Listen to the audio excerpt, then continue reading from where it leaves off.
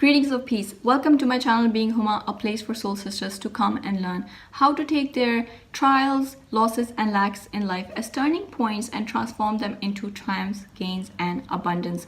My name is Huma and this is the 9th video in the video series in which I read short excerpts from my book 37 Lessons on How to Gain from Loss, a believer's journey from trial to triumph.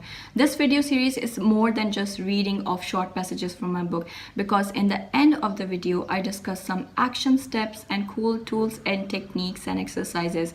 So stick around till the end of the video if you want to benefit from it. Let me also inform you that if you want to have a free preview of my book, all you have to do is go and sign up at my Facebook page. And if you're an old subscriber, you can skip this short intro. The timestamp and all the rest of the links are in the description box below.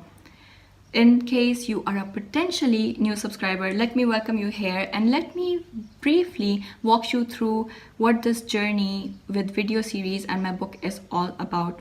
So my book 37 Lessons on How to Gain from Loss is a story of a daughter and a caregiver who lost her mother to cancer in 2015 and how she was able to turn her trial into triumph.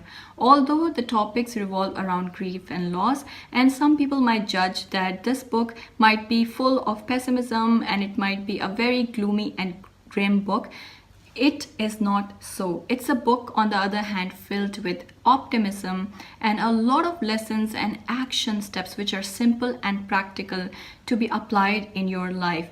Written by not just a daughter, but also a certified spiritual self-discovery and mindset coach and trainer. And these lessons are not just only applicable during your grief journey, they are also applicable throughout life. This is not just my point of view, but the point of view of my readers. So if you're new here, I welcomed you to this journey and I highly recommend that you go and watch all the previous videos so you can be at the same point of the journey with the rest of the viewers here.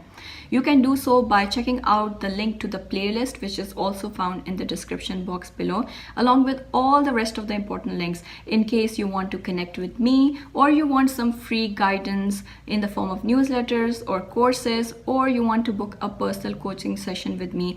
Everything along with the summary of the content of this video is present in the description box below. So you can go on and check it out at the end of this video. So if you have come so far, I really appreciate your presence on my channel and your presence in my extremely intense emotional journey that I am sharing with you during this video series, in the belief that you will take something really beneficial out of it. So with our intro out of the way, let's get into today's read. In today's video, I'm going to read a short passage from the chapter called The Plain Journey. So to give you a background, my brother had moved my mother from hospital to hospice on 18th of November 2015. I took a flight on the next day, which was 19th of November 2015, from Bahrain to US. In case you're wondering where Bahrain is, it is a tiny island in the Persian Gulf next to Saudi Arabia, and it takes more than 24 hours to reach from Bahrain to US. It took me more than 24 hours to reach my mom on that day. Before I boarded the plane, I received a text message from my brother with a dua or a supplication for someone who is about to die. Until that point, I had been really optimistic and composed, but when I looked at the text message, my ego erupted. My ego reacted with a mixture of emotions. How could he send me such a text message? I was shocked, I was furious, I was shaken and hurt.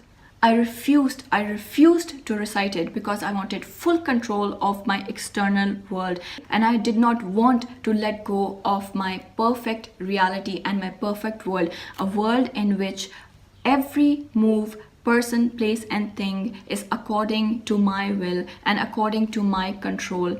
And looking at the text message, that image of the perfect world was shattering in front of my eyes, and my ego wasn't able to take that. It wasn't able to accept anything otherwise. And so when I looked at that text message, all these emotions just burst out of me. I was in one of the worst times of my life, and even in that hard and difficult time, my ego refused to submit.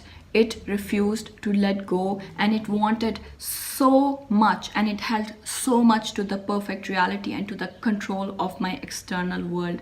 So let's see what happens next on page number 97 from the passage of the chapter The Plane Journey.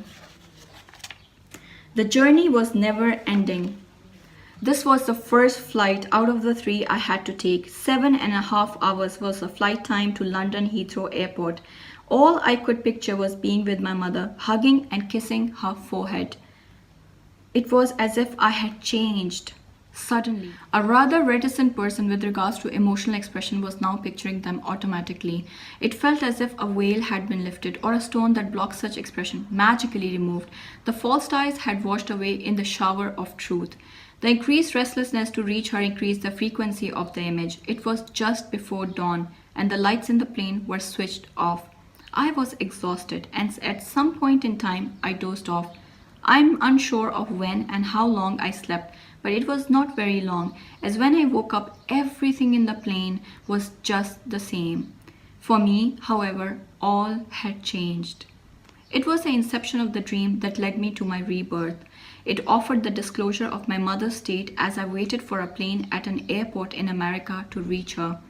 In my dream, I was both with her and also away from her, considering the embarking plane that stood in the background. The revelation of her condition was ingested profoundly. The indescribable mix of emotions felt were so intense and unbearable that I could no longer continue to be there, and woke up. It was as if I had been stabbed with a dagger, piercing my heart. At the surface, the pain was excruciating because the constant flow of tears for hours continued to fall. However, deep down, I realized the subtle truth of it all in its entirety. From the depths of my soul that only knows honesty, I murmured such words to God: I am content upon your decree. These words form a simple statement, but their realization is deep and penetrating. It is powerful and heavy. When you say them as you mean them, you are realizing and accepting many truths all at once. You ascertain how powerless you are, how humble, how tiny. You actually see your true place in front of your divine creator. You are no one and nothing. You have no control, and when you face that fact in true acceptance and humility, doors of blessings open. As you submit to your Lord, you are granted grace. As you bow down emotionally, mentally, and spiritually, you rise up in conduct. As you fall to the ground in sheer brokenness, you are granted freedom to fly up to the skies. Falling became rising in flight for me. At that moment, I did not see all this. It was later, when I reflected upon all that came to pass, I noted what had occurred. It was a giant leap for me. I had submitted and truly put my trust in God, and this became a source of numerous gains for me. So with that, we come to the end of today's read. I hope that you had really enjoyed today's passage and have taken some benefit out of it. I would challenge you to go within yourself and check your mental and emotional state with respect to your own difficulties and challenges of your life, and how do you deal with them. What is the place that you operate from while dealing with such situations, difficult people, difficult circumstances, or even other goals that you are unable to fulfill during your day? Do you operate from the space of nothingness, of a knowing that I am no one and nothing in front of God, especially during hard and difficult times? Remember, God without man is still God, but man without God is nothing. So how many times in a day that you operate with this knowing, with your truth of humbleness, humility, surrender, and acceptance?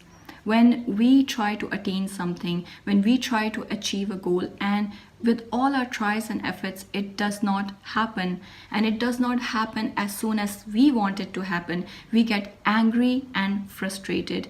We get really upset and we get really hurt. All these emotions in us cause even more resistance, and our ego is not in the place where it wants to accept and surrender. It resists. Think about it. Have you been in a difficult challenge lately, or in a difficult situation, or in a situation where you wanted to achieve something in a certain sort of the way, in a certain time frame, and it has not come to be as you expected? And when your expectations break, and when you really want something and it does not happen, what is the space that you are operating from? Are you still holding on to your ego, trying to create this perfect world all in your control, where you control every move, every situation, every person and thing, and you want it to align according to the image that you carry in your mind? Or are you willing and you go on and submit and surrender it in front of God and say, please help me with this, and I accept your will over mine? What do you do? In such situations, what do you do? Do you forget your own humanness, your humility, and your humbleness and place in front of God? Take this message as an opportunity to take control of your ego, tame your ego, and align it with God. Try to submit and surrender your perfect reality and your will over God's will, and see how free you feel and how liberated you feel after that.